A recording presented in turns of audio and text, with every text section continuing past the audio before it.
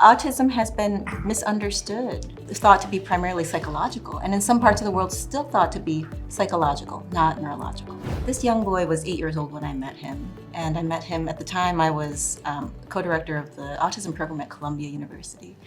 And I remember being so moved by him and his mother because of how much they had done along their journey with autism. So he was first diagnosed young, around 18 months, and had received a lot of very important therapies like behavior intervention and speech-language therapy. But it wasn't until he started to receive mitochondrial therapy at the age of 3.5 that things really started to change. So at that time, he wasn't speaking, he had difficulty walking, he wasn't able to run. His mother took him to Johns Hopkins University to have additional testing, and mainly metabolic and mitochondrial testing. And it was there that a diagnosis of mitochondrial dysfunction with autism was made, and he was started on a series of vitamins and supplements that over the course of weeks and months radically changed his developmental trajectory. So he began to speak, began to interact socially, his gross motor and fine motor skills improved dramatically. And so he continued those therapies up until when I met him, which was at age 8. And at that point, he had been doing well, he was mainstreamed in school, but he was beginning to refuse to take the large quantity of vitamins and supplements. And so he'd been inconsistent with that. And he was having a period of regression. So his symptoms were worsening. So he'd made dramatic progress, and now he was struggling again. He was struggling in social interaction, high levels of anxiety, headaches, daily migraine headaches, and obsessive compulsive behaviors. So severe that he had trouble walking down a sidewalk because he was retracing his steps. It's hard to get out of the house in the morning. And so this was, of course, alarming to his parents. And with resuming mitochondrial therapy through L-carnitine, coenzyme Q10, B vitamins, some very basic supplements, he began to improve again. And now he's a thriving junior high school student, plays competitive travel soccer, is in a mainstream school, and is doing incredibly well. It's an extraordinary story. Yeah. And yet when you go to the doctor, most of the time they don't know how to diagnose mitochondrial dysfunction and probably never heard of mitochondrial therapy. That's right. Tell us about your work in mitochondrial discovery of how this is connected to autism. Because mitochondria is the place where we make energy. And it seems like a lot of his symptoms were an energy deficit. Yes, he had very low tone, fatigue, delayed milestones, all of which are associated with mitochondrial impairment. What are mitochondria anyway? So mitochondria, if you think about the cells of the body, nearly all the cells of the body have inside of them mitochondria. And mitochondria are, they're classified as a subcellular organelle. So they're tiny structures inside of cells. Like a cell within a cell. Yes. And a cell can have dozens or up to thousands of mitochondria. And mitochondria are sometimes called the powerhouse of the cell because one of their main functions is to generate energy. And they do that in the form of ATP, which is thought of as the currency or the fuel, the energy currency for the body. So mitochondria are a powerhouse. They do a lot of other things. It's interesting that they're called the powerhouse because, in fact, they're actually very delicate structures, and they're very sensitive to environmental factors, stress, toxins, oxidative stress. They're easily damaged. They're easily damaged, but they're so important for all of the body's functions. And the brain is particularly dependent on the function of mitochondria because it has such a high energy demand. So the developing brain is hugely impacted by mitochondrial function. It's like you run out of gas, right? Your brain doesn't work. And so, the brain doesn't have a lot of ways of responding to insults. And when you lose mitochondria, you get all sorts of problems. There's Parkinson's, Alzheimer's, autism. And, as you said, the mitochondria are really sensitive to insults. So what have you found are the worst offenders in damaging the mitochondria? There's a term that's sometimes used called secondary mitochondrial dysfunction, meaning not due to a genetic cause, but due to other factors like inflammation, physiological stressors, medications. So there are some medications that are known to be toxic to mitochondria. Like statins. Yes, yes. Very widely used medications. Some antibiotics, some commonly used psychiatric medications, that are commonly used in children, in young children with autism, like risperidone. That's an antipsychotic. Yes, right? and it's very, very widely used in the treatment of autism. Mitochondria can be impacted by so many different factors. And you mentioned toxins in your work, that you discovered the load of environmental toxins. You talk about the work of Phil Landrigan, who's, an amazing scientist who's really connecting the dots between environmental insults and autism and ADD and behavioral issues. So important that there are many chemicals and industrial chemicals and pesticides that are widely used that we know clearly have toxicity to the developing brain. Many of those chemicals impact the function of mitochondria. So it's very likely that at least one mechanism by which they harm the brain is by impairing mitochondria. And also the mitochondria essentially are the processing factories for the food we eat. And they respond differently to different foods. Right. So one of the big insults we know is that sugar is a mitochondrial toxin. And it's ubiquitous. The average kid has 34 teaspoons of sugar and is a day. So how does that impact mitochondria? Well, nutrient intake or the lack of certain key nutrients is probably one of the biggest factors that affect mitochondria. So we know a lot about the machinery, the delicate machinery inside mitochondria, and that a lot of that is impacted by oxidative stress. So when there are these molecules in excess called free radicals, they can do damage to mitochondria. So it's like rusting. Yes. Yeah, it's like a car rusting or apple turning brown, and that process happening inside of us. Yes. And the things that we eat day to day, even within the course of a day, impact. It's that dynamic. The system is that impact. So what are the kinds of foods that actually hurt the mitochondria, and what are those that help the mitochondria? So we think that the foods that are helpful to the mitochondria are foods that are rich in antioxidants, that have our natural source of, for example, B vitamins. There are foods that are natural sources of coenzyme Q10. Coenzyme Q10 is key in one aspect of the mitochondria called the respiratory chain that is directly involved in the generation of ATP. So what would that be that has CoQ10 in it? A lot of foods that we may not want to eat. So liver. Liver has chi. Yeah, liver's good. Liver's got B vitamins. Liver's a mitochondrial food. Yes. Yeah. Carnitine, for example, which is in high concentration in meat products. Yeah, particularly lamb. Is important for shuttling fats into mitochondria where they can then be metabolized into energy. So let's talk about fats. You mentioned fats. So, we've seen a lot of literature come out that fats really are an important fuel for the mitochondria. Certain kinds of fats actually help the mitochondria work better, like MCT-oil. What do you have to say about that research? Well, I think we know that the importance of lipids in, for example, cell membrane integrity. And the mitochondria have their own membrane. The integrity of that membrane is very important for the function of mitochondria. In fact, many of the key processes happen along the inner mitochondrial membrane. So lipids from fats are important for those types of things. We understand that mitochondria are very sensitive to inflammation, and that healthy lipids can help regulate the body's inflammation. And what about the actual burning of fuel? Because it seems like there's this metabolic therapies that are emerging around ketogenic diets. Right. And it's been very effective in these kids. I had a patient with autism recently who was having a lot of violent behavior, aggressiveness, was eating a lot of starch foods and sugar, and we put him on a ketogenic diet, and all of that went away almost overnight. So the ketogenic diet is a type of diet that helps provide the body with a different source of a fuel to burn. So it allows the body to generate high levels of ketones for fuel. So it's sort of a way to shift the body into a different biochemical metabolic state. The ketogenic diet and a related diet, the low glycemic index diet, are known to be effective treatments for epilepsy. So they reduce seizures, they stabilize the patterns of electrical firing in the brain. And we know that in those with autism, somewhere probably around 20 to 30% have seizures at some time in their life. They have epilepsy. And somewhere between 60 to 80% of those with autism have abnormal EEGs. So whether or not they have seizures, they have an EEG. So they have a brain. The EEG is a way of collecting electrical data about the brain. That shows that parts of the brain are firing in abnormal ways. and show excessive firing.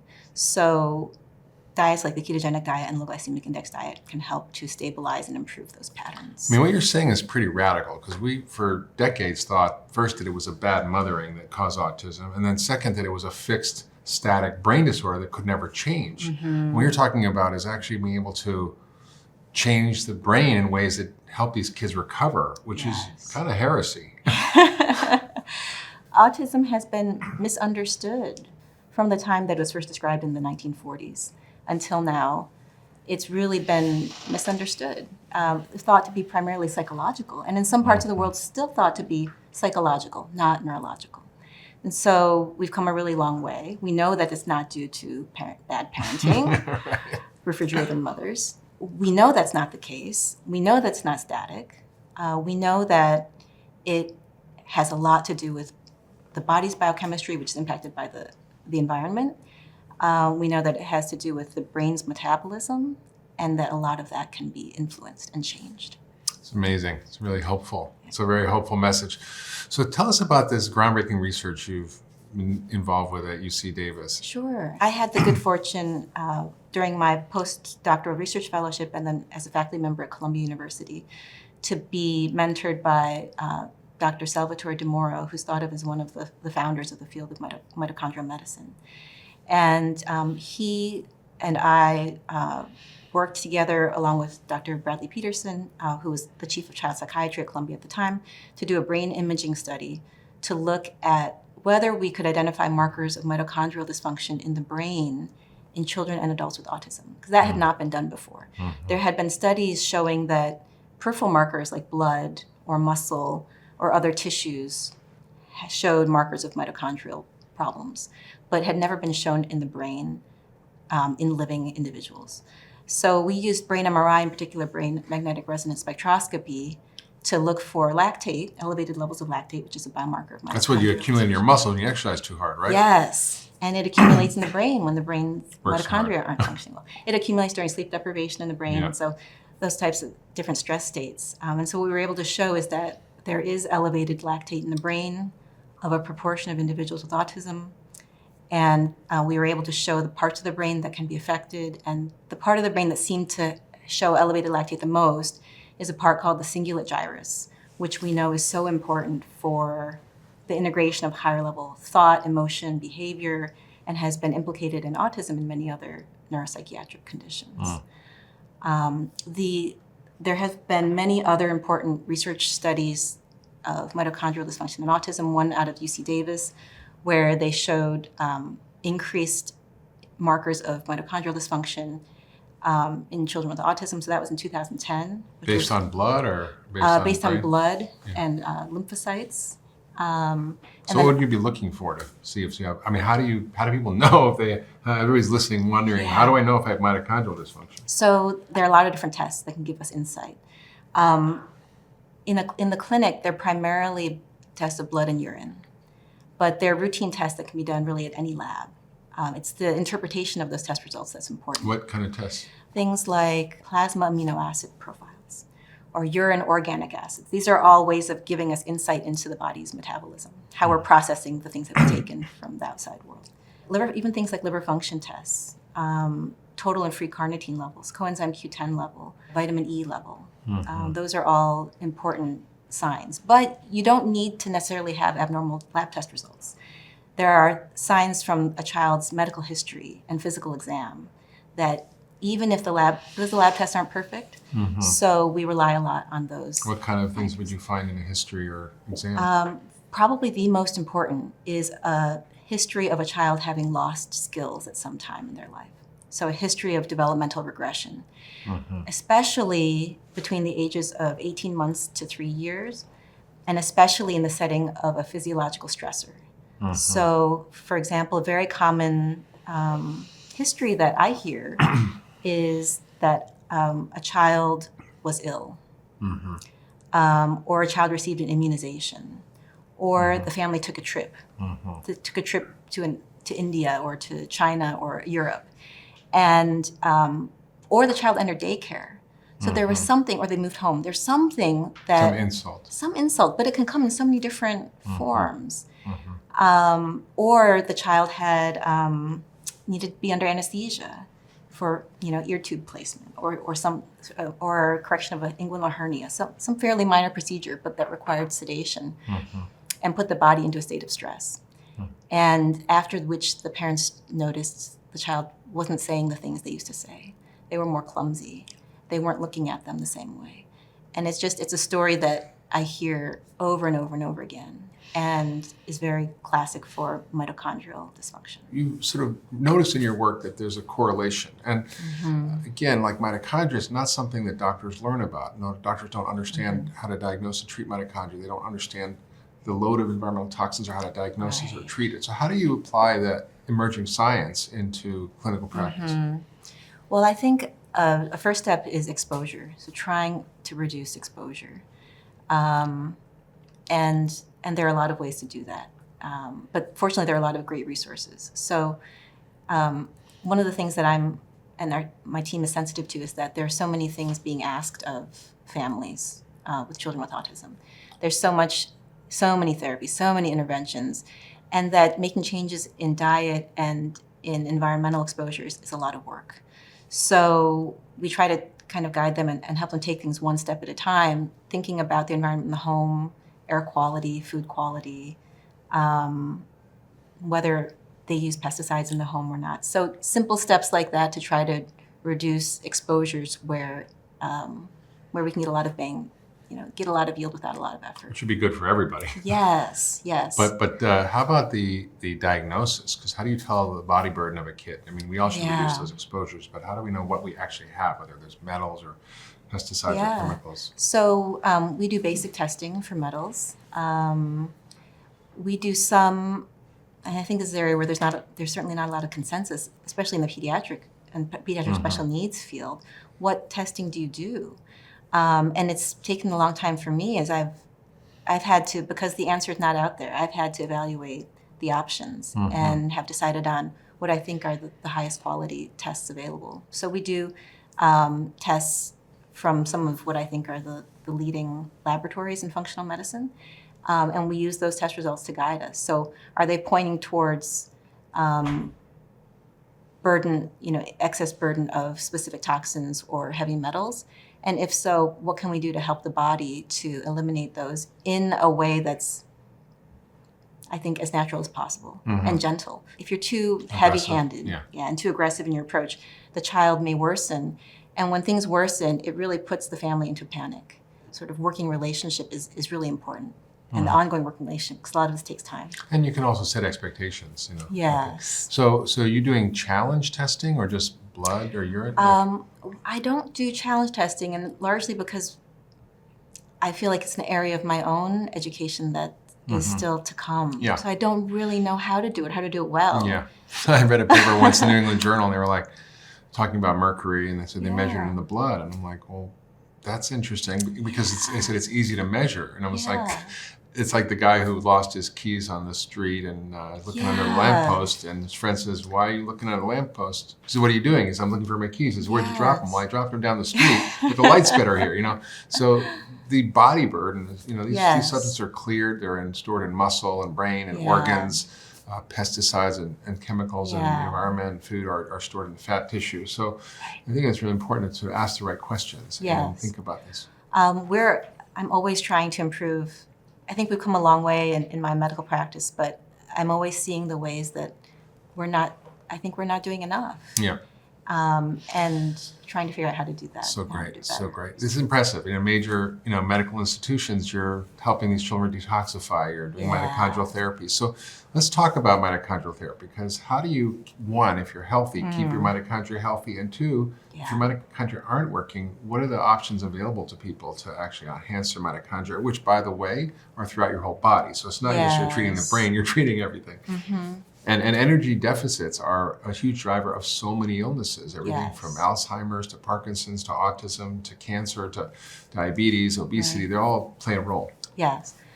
Sometimes in Western allopathic medical training, we're taught to distinguish how different disease states are really different, how radically different they are. They're the same. They're the same. They're the same. And so it starts, that's why I feel that the functional medicine approach is so it's simple and elegant in a way. And the same is true for when you're thinking about mitochondrial function in autism. Nutrition, diet, nutrition, lifestyle, exercise, activity, and then you can think about nutritional supplementations. That's why they're called supplements. They're not replacements. Yes, right? Yes. And there really aren't medications. There are some devices that may have a role, but I think exercise and nutrition. And then thinking about exercise, how do you, for a child with autism, how do you approach an exercise regimen?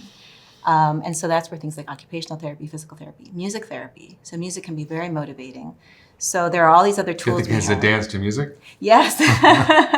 Or sort of similar to how music can be used in Parkinson's, it primes the motor system. Yeah. And so we find that there are all these tools that can help us.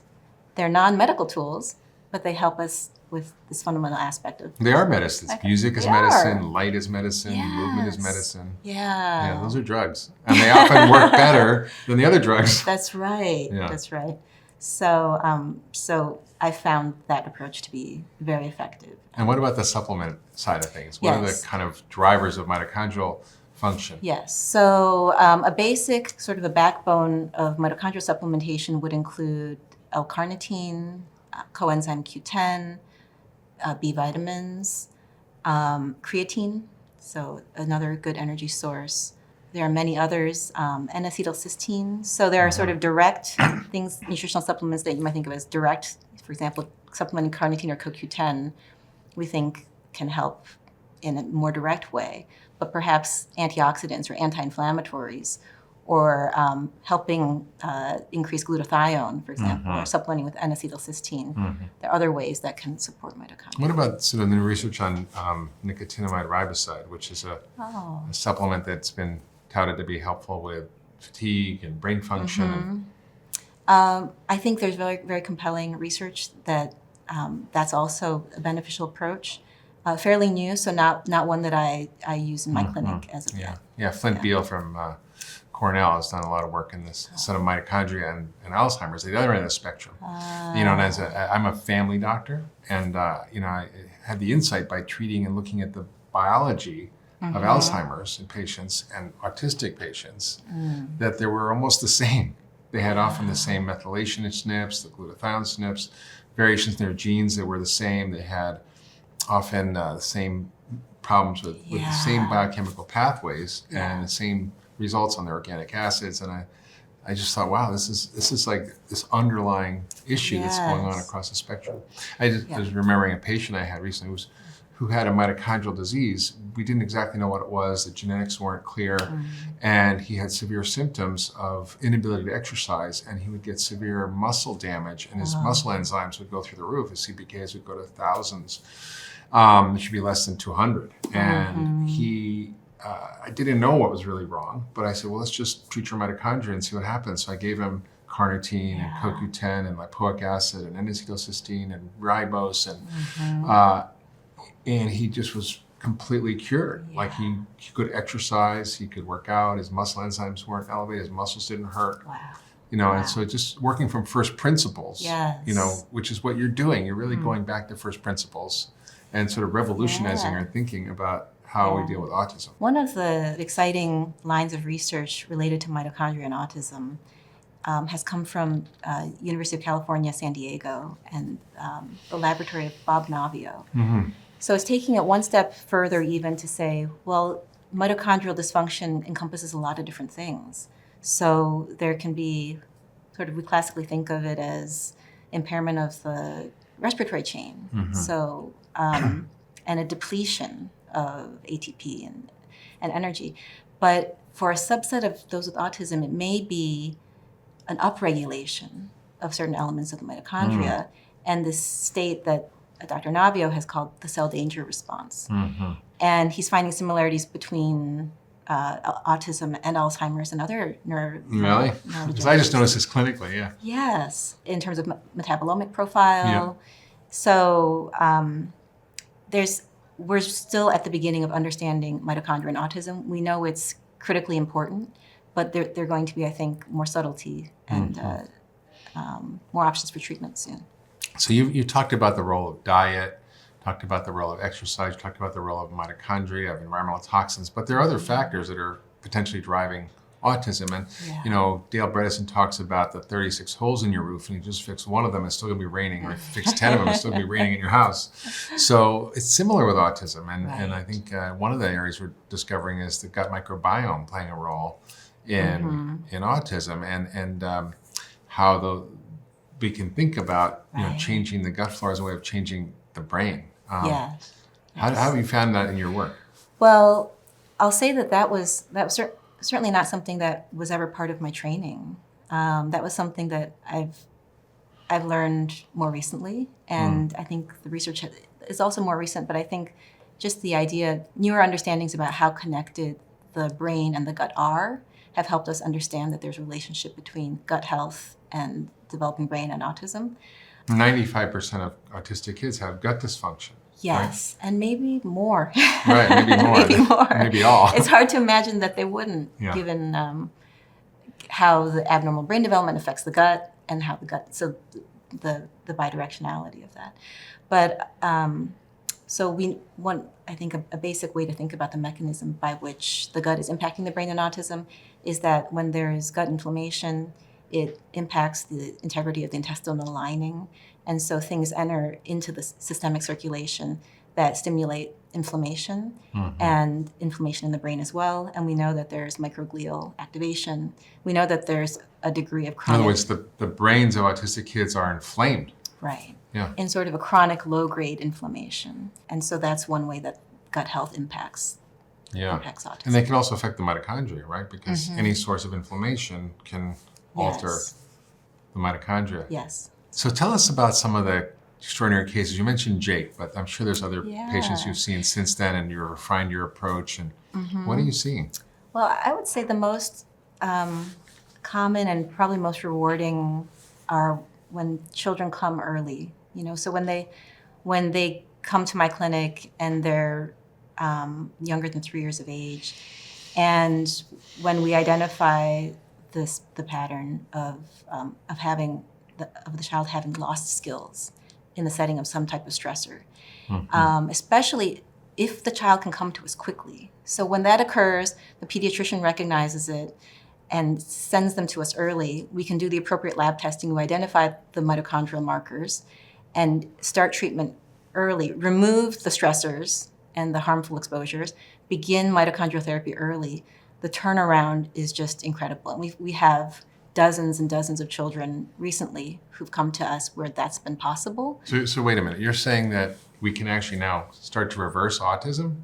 Yes, and I think there's no question now that for some, not all, but for a proportion of children with autism, it's possible with the right therapies at the right times that within 6 months, a year, they would no longer meet the diagnostic criteria for autism. That's extraordinary. Yeah. I mean, when most patients or parents bring their kid with autism to the doctor, they say, this is incurable. This state is going to be for the rest of his life. You can do behavioral therapy to help with a few things, but essentially, your child is going to be locked in forever. Yeah. So I think the message is changing. I also think it's important to say that there's so many different subtypes within autism. So yes. So not all have mitochondrial disease. Not all have mitochondrial disease or dysfunction. For a portion, and we don't know what that percentage is, but for a portion, reversal of symptoms is possible. Probably because what they have is a reversible metabolic syndrome or reversible metabolic encephalopathy. Yeah. For some children, the cause of their autism is a little bit harder to change. It may be problems in synapse formation or a more severe type of brain injury. But even in those cases, tremendous progress is possible. So. Yeah, it's true. So there's no case where you can't do something. I mean, there may be rare genetic cases, but even in those cases, you can still modify the whole metabolic processes and actually see improvements. Yeah. And there's a reason why, for example, in Down syndrome, children with Down syndrome have very different levels of intelligence and levels of social interaction, and why they have the same gene. Right. Yeah. Right. So they have the same underlying genetic chromosomal abnormality. They also have mitochondrial issues, and they get Alzheimer's, and they, Yes. Yeah, interesting. You mentioned that there are other causes, not just Yes. mitochondrial dysfunction. And Yeah. so subset of patients, how do you approach those kids? Well, we do a comprehensive evaluation to try to see, initially to get a better understanding, because there can be many different factors, many different causes. As one example, there are types So there's no such thing as autism, there are autisms. That's right. Right. That's right. It's just it's an umbrella sort of label that we've developed, but it actually, within that, there's so many different unique types. And it's important to identify. If you can help identify that early on with the right testing, you can target therapy and be much more successful. So what are the different types? So there are a subset of children for whom epilepsy is one of the main causes of their developmental problems. So the cause of their autism symptoms, the cause of their language delay, and maybe cognitive disability.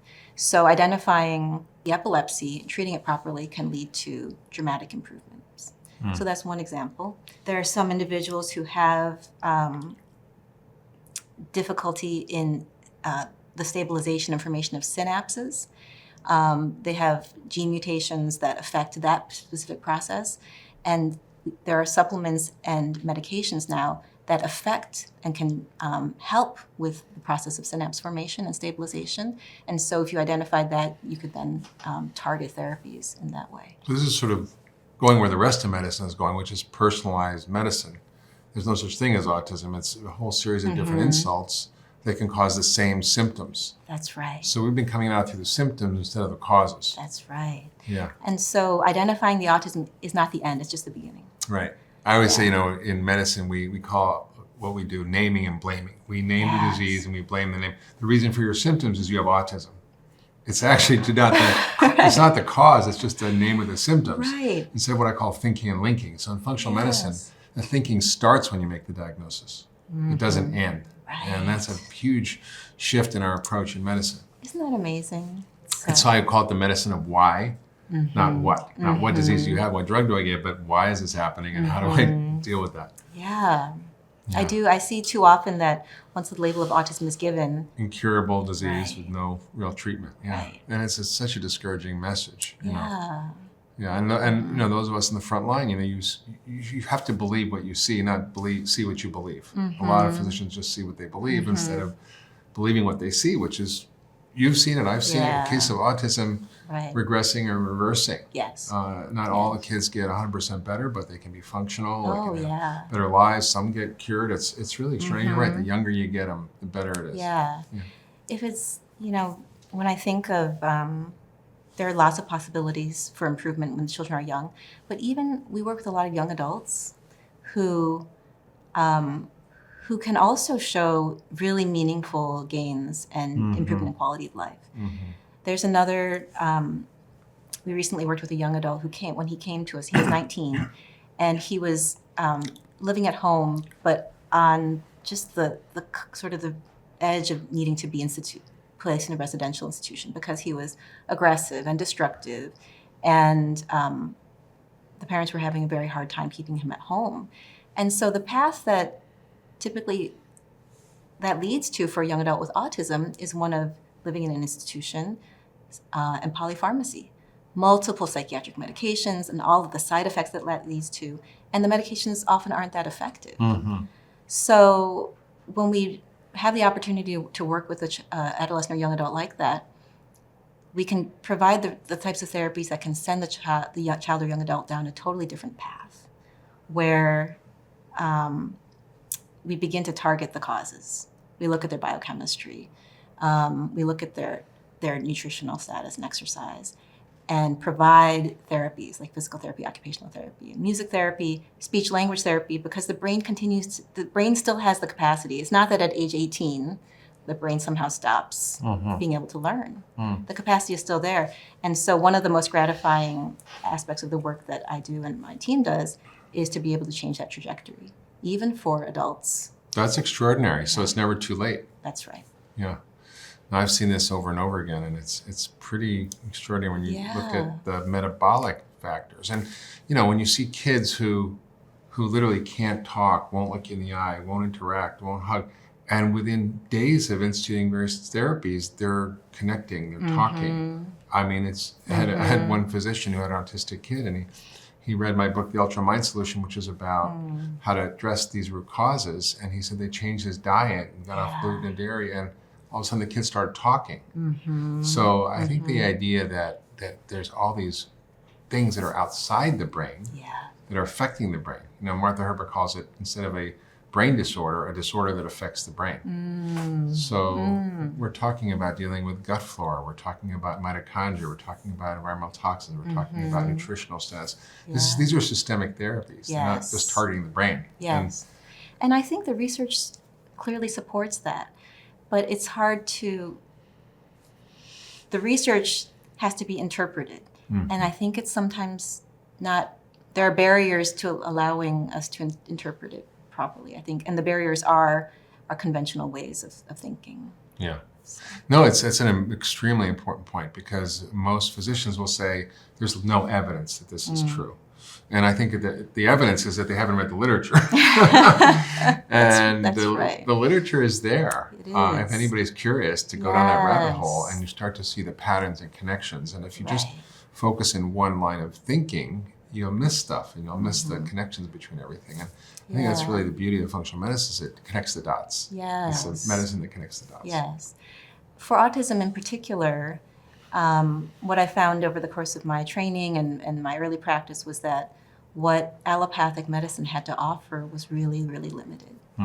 And so diagnose and adios. And so you have to look elsewhere. But then when you start to look elsewhere, you realize how rich the resources are, whether it's in different types of therapies, movement-based therapies, sensory motor therapies, whether it's from, the functional medicine, integrative medicine world. Is there anything else you want to share about your work or the future of where this is all going? And in the work that I do, the parents of the children I work with have been a real inspiration to me because of their dedication, how they educate themselves, and how they are the ones pushing physicians a little bit out of our comfort zone.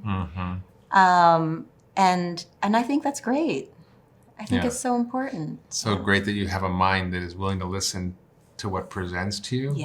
Sort of like not seeing what you believe, but believing what you see. And when you hear these stories over and over again, you can't help but be wondering why and asking new questions. And very few of us, though, have actually done the hard work of asking the hard questions and doing the research and putting the evidence behind it. And that's what you've done, which is such an incredible contribution to the field. Oh, thank you. It feels like a privilege to be able to do it. In the 60s and 70s, the rates of autism were about 1 in 5,000 kids. 1 in 5,000 kids.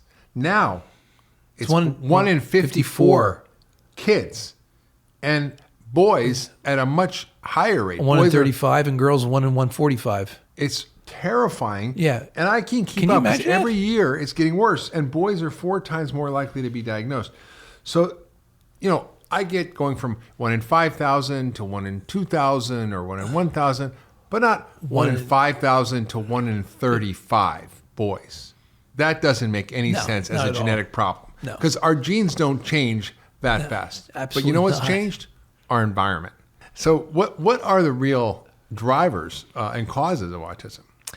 Number one on my list. It's not a random event. No, it's not random at all. And I think that, as you just brought out, there's just something more going on. I think pretty clear we're suffering the effects of very modern society. And one of the things we have in our society that is really dangerous is the food that we feed ourselves. So it really starts with food that in many ways is toxic, from the glyphosate that's in it and the GMO seeds that are used. Our food supply damages us. It's information, as you've said so many times. And not only does it have a direct impact on our gut microbiome, but it has information that actually changes and can impact our genes. And so from one generation to the next, you can actually turn genes on that will impact the next generation and the generation after that. So food has a direct impact on our gut microbiome, has an inflammatory autoimmune impact, and it has a genetic impact. So I would start with food, followed by toxins, heavy metals. Yeah, absolutely. Heavy metals, pesticides, chemicals. Dr. Phil Landrigan who's an incredible scientist, has really documented how the increase in toxic load in our society has really affected these kids. And they're like the yellow canary in the coal mine. You know, the canary was put in the coal mine with the coal miners. So when the canary drops dead, you know the air was bad and you had to get out of there. Right. Well, these kids are genetically susceptible. And we always say the genes load the gun, the environment pulls the trigger. Yes. And what's changed dramatically is our food supply.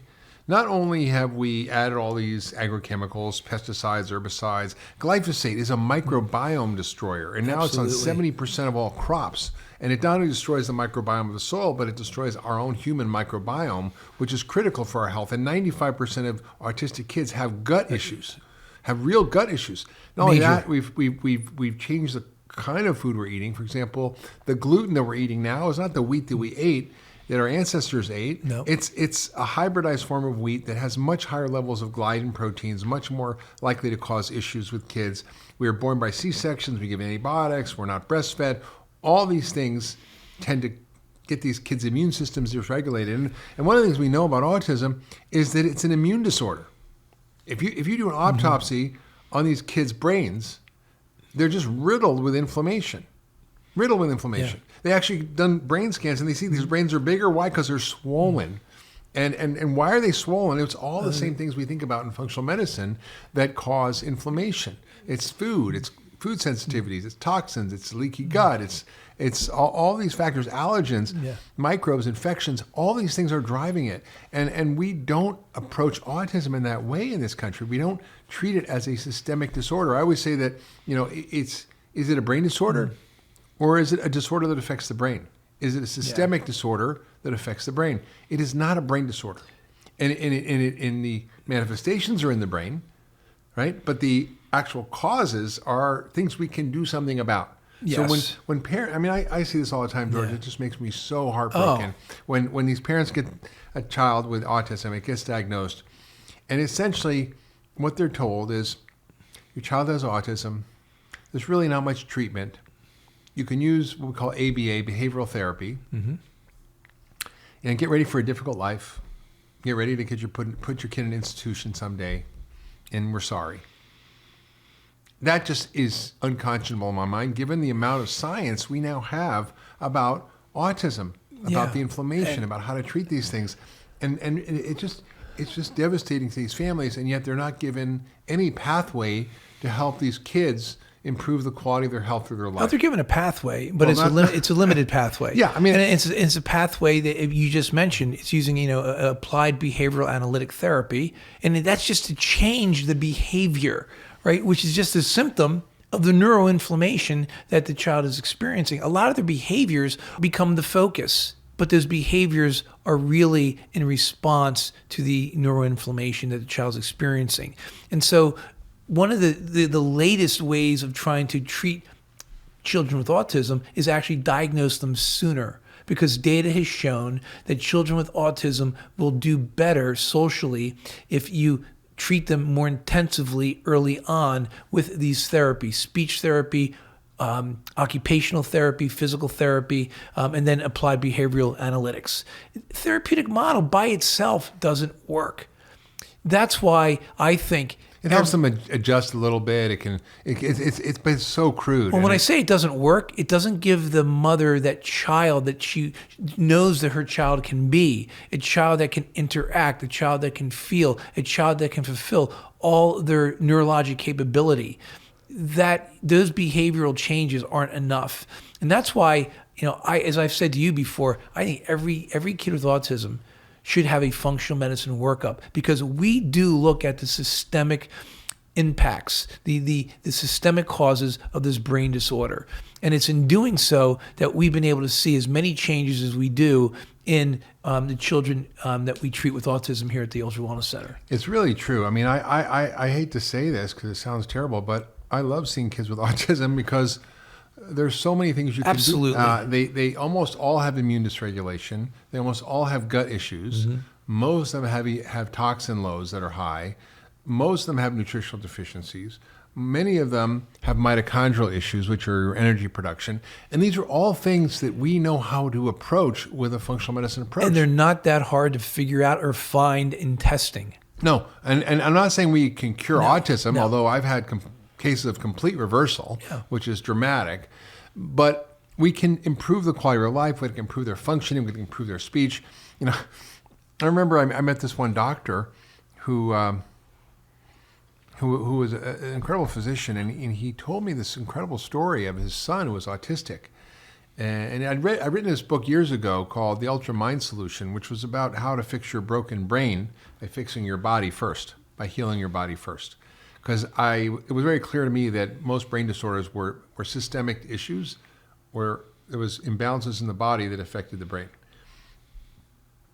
And one of the simple things when I talked about some of these cases of autism in the book, this doctor read the book and saw that I had recommended to get off of gluten and dairy, and we're going to talk about why that's important. And he said he just tried it with his son, who was 5 years old and hadn't said a word his entire life. And he got him off gluten and dairy, and a short while later, the kids started talking, just started chatting, and he was learning language. He had receptive language, but he had no expressive language. And he just literally started crying. And when I hear these stories, sometimes it's that simple. Now, it's not always that simple. No, but we know a methodology, a system of evaluating patients using the model of functional medicine, understanding the body as a system, and being able to map out where the imbalances and dysfunctions are and fix those and get these patients to get better. Mm-hmm. And I think it's important to know that it's now been changed to the terminology autism spectrum disorder, because it's not autism, it's autisms. It's a spectrum. Every child is different. We have no protocol, but we know where to look. And every child's going to have is going to have a puzzle, a complex puzzle, pieces of puzzles that we're going to have to put together. It is different for every kid. One of the things that I do first when a family comes to me is I let them talk and I let them tell me their story. And I listen because they haven't been listened to for a long time. Most of the families that come to me have not been heard, and they've been given tools that don't work, and they come discouraged and disappointed. And I can see the apprehension on their face of whether or not they're going to be heard. And so one of the most important things I do is I make that connection with moms and dads and help them understand that they've come to a place that they're going to be heard and that they're going to be helped. Mm-hmm. And the things that seem to be two of the really hot buttons for parents are sleep and behavior and gut issues. Diarrhea, constipation, and then the behavior and the lack of sleep. What I want to sort of underscore is that in traditional medicine, when you get a diagnosis of autism, it's a brain disease. Yeah. And you need to use psychological tools to fix it. Yep. You use psychiatric drugs to suppress the symptoms, which they give them antipsychotics and all kinds of stuff. Anti-seizure meds, antidepressants, anti-anxiolytics. It's terrible.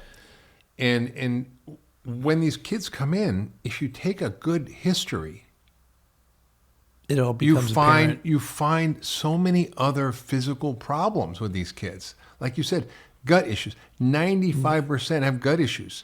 They have congestion in their nose. They've had earaches and ear infections and taken lots of antibiotics. Eczema. They've had eczema. They have dry spots all over their skin. Their hair and scalp. They might have dandruff. They have all these immune and gut issues. And it's so well described in the science. This is not stuff we're just hypothesizing. This is really there. They're documented. And then the question is, why are they ignored? Why do we ignore all these things which are clues? They're like breadcrumbs that tell you what's going on, right?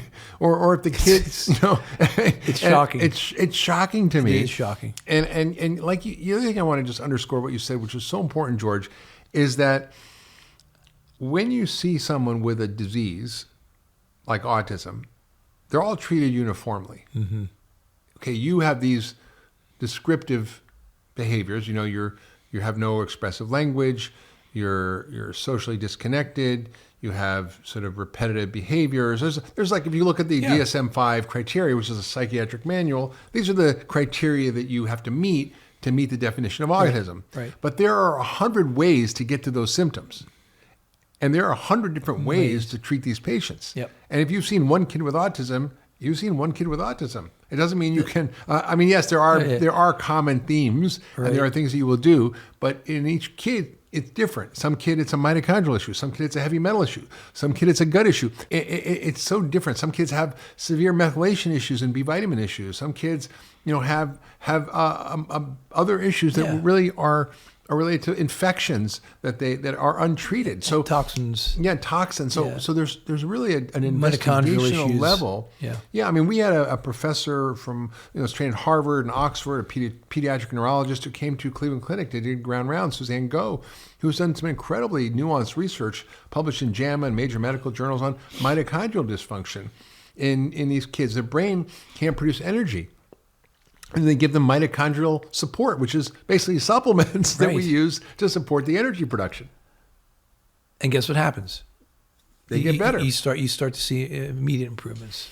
Hey everybody, it's Dr. Hyman. Thanks for tuning into the Doctor's Pharmacy. I hope you're loving this podcast. It's one of my favorite things to do, and introducing you to all the experts that I know and I love and that I've learned so much from. And I want to tell you about something else I'm doing, which is called Mark's Picks. It's my weekly newsletter, and in it I share my favorite stuff, from foods to supplements to gadgets to tools to enhance your health. It's all the cool stuff that I use and that my team uses to optimize and enhance our health. And I'd love you to sign up for the weekly newsletter. I'll only send it to you once a week on Fridays. Nothing else, I promise. And all you have to do is go to drhyman.com/picks to sign up. That's drhyman.com/picks, P-I-C-K-S, and sign up for the newsletter, and I'll share with you my favorite stuff that I use to enhance my health and get healthier and better and live younger, longer. Now back to this week's episode. So George, let's go kind of deep in. So, if you have a kid comes in with autism, what's the initial approach to evaluating these kids? Like, how do you start to think about what's going on? You do a deep history, right? Yeah. What are you looking for in the history? So in the history, I'm looking for, any familial history of autism, just to make that any neurodevelopment disorders. Then I'm looking specifically at mom. What was her nutrition like when she went into pregnancy? What was her stress levels going into pregnancy? Getting a really good understanding of how she was in pregnancy, because that has a big impact on the child. Does she have fillings? Did she, get vaccines with mercury in them, like exactly. the flu vaccine? Did she get antibiotics, prenatally or antenatally, which can impact the child's microbiome? Because a lot of these kids, just as a quick aside, they come out of the womb with gut issues. Mm-hmm. They have diarrhea from day one. Then I want to know about, what were the child's early days like? Did they have feeding issues? Did they have hypotonia, meaning that they didn't have the muscle tone that a baby should have? Did they meet developmental milestones? Did they have colic? Right. And did they have ear infections and antibiotics? Did they have C-section births? Did they get immunizations? Early in life. Hepatitis B vaccine can have some yeast proteins in it, and that can maybe possibly sensitize a child to yeast and create some inflammatory processes early on. Yeah, I want to be clear about vaccines. I don't think vaccines cause autism. No, it wasn't making. I do think that there's a whole field of vaccinomics. Yeah. Mayo Clinic and others have departments of vaccinomics, which looks at the variability in responses, and we know that certain kids who are sick, when often they get vaccines, can have adverse immune responses. Yes. And we know that autism is an inflammatory disorder. Right. So there is something going on. Yeah. But it is not that vaccines cause autism. There are many things that can trigger an immune response. Right. So I just think I want to be clear about that. I think that we do have to look at these bigger issues of what is driving the inflammation. And so you take that history, and then we want to dive into the testing. Right. One of the first tests that we do is we look at the gut microbiome. And, we're going to do a complete diagnostic stool evaluation, and we're going to be looking for the things that you've mentioned. Candida, which is a mold, is one of the major things yeast, that we typically will find in the gut. But we're also looking for, an imbalance of good and bad bacteria that can be caused by the nutrition that they had, the nutrition that their mom had, any antibiotic use. We're going to be looking for parasites. Yeah. Kids can develop these parasites that can be autoimmune triggers, and that will need to be eradicated. So the gut is the first place. Absolutely. And then we look at the immune markers. I've seen kids who have really high markers of inflammation. Or really low. Like you would see in someone with colitis. Yeah. But, we'll and see, these kids have sticky, smelly, mucousy, weird stools that are pasty and weird. Yeah, we see these awful. Really, and that's telling you that there's something's rotten down there, and you have to deal with it. Yeah. And that causes leaky gut, right? And leaky gut. And so, leaky gut is just basically a part of almost every conversation when we're talking about, people in the functional medicine world are coming up with any immune disorder or immune dysfunction.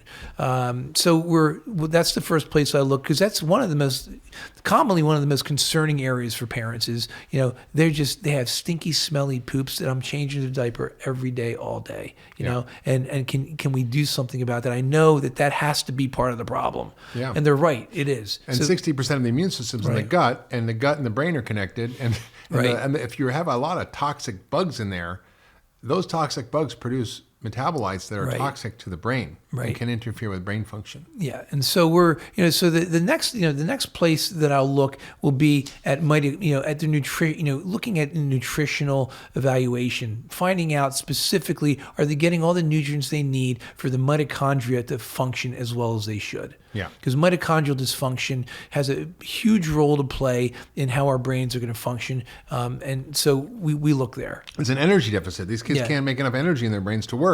And you can do testing like organic acids, where you look at the mitochondrial function, and you can look at the way you process energy. And this is not a test you normally see at your regular doctor's office. And then we do heavy metal testing.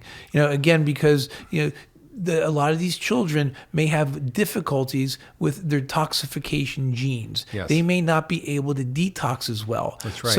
So the normal toxins that we're all exposed to, they can't process. That's right. So looking at their physiology of detoxification, and also at their single nucleotide polymorphisms as variations in genes that impact how well a enzyme is going to function. We look at those because if we can identify some of those genes that aren't working well, that clues us in to what specific nutritional plan and targeted nutrients that they need. Yeah, and these kids often have genetic variations in also the B vitamin genes that affect B12 and folate and B6, and they might need really high doses of certain nutrients. They might need special forms of these nutrients. And so these are things you really can understand by looking at their unique genetics. Absolutely. The other thing, obviously, we look at is food sensitivities. Mm-hmm. And food reactions, and there's a couple in autism that are so gluten prominent. And dairy. So right off the bat, it's gluten and dairy. And the reason why we focus so much on gluten and dairy, because when they are broken down, certain people will break them down into peptides called caseomorphins and gluteomorphins. And peptides are just small proteins. They're usually 50 amino acids or shorter, and that these can actually cross the blood-brain barrier, and they can have a deleterious effect on how the brain will function. They can actually impair cognition. They can impair neurotransmitter communication. So these are like little molecules of like heroin running around your brain, and they make you spaced out. And one of these kids are they slow cognition, can't focus, can't connect. They have an opiate-like effect. I've had mothers say to me, I can't take him off gluten because it makes everything worse. Yeah, and you just have to really batten down the hatches, lock the cabinets, lock the fridge. We'll get you through. It's true. It's really true. And the gluten also causes a leaky gut too. Oh yeah. So you get you get more inflammation, more reactions, and the dairy has an interesting effect as well. In a subset of these autistic kids, there is these folate receptor blocking antibodies that are caused by dairy. So when you eat dairy, your body creates an antibody against the dairy, but it binds to the folate receptor. Now, folate is one of the most important nutrients to create neurotransmitters and make your brain work. And when you can't get folate working, your entire cycle of what we call methylation, which is this B vitamin cycle, is blocked, and your entire cycle of detoxification is blocked because they're like cogwheels that wheel together. They will work together. And they don't work. And that's why these kids can't detoxify. They can't make neurotransmitters. They can't function. And it has a huge impact on energy production in mitochondria as well. Yeah, and getting these people off dairy and then boosting up this special form of folate called methylfolate. These kids can really pop up and come alert. And so, there's not like one treatment for autism, right? No. This kid might do well with no dairy and a high dose of methylfolate. Another kid might need to fix their gut. Another kid might be a gluten issue. Another kid might be a mitochondrial problem. Right. And so you have to sort of dig into this. And this is the beauty of functional medicine is we don't treat all patients the same. We look at them as individuals. We look at real personalized medicine, personalized nutrition. And we do very sophisticated diagnostics, which allow us to really map out what's going on with these kids. So you go, wait a minute, if there's actually lab tests that help us identify and map out what's disordered in these kids' biology, like why aren't pediatric neurologists doing this? Why aren't pediatric psychiatrists doing this? It's like, it makes me crazy. I am sorry, it makes me crazy because after treating literally hundreds of these kids with everything from dyslexia to ADD to autism to behavioral issues, it's all the same stuff. At different things are going on in different kids, but it's all the same approach. It creates a really deep dive to help these kids. If you love that last video, you should check out the next one for sure on getting to the root cause of all disease. They start to have degeneration in local areas of the brain. And then as those areas of the brain degenerate, they tend to lose function. And most people obviously blame that on aging, but it's really neurodegeneration.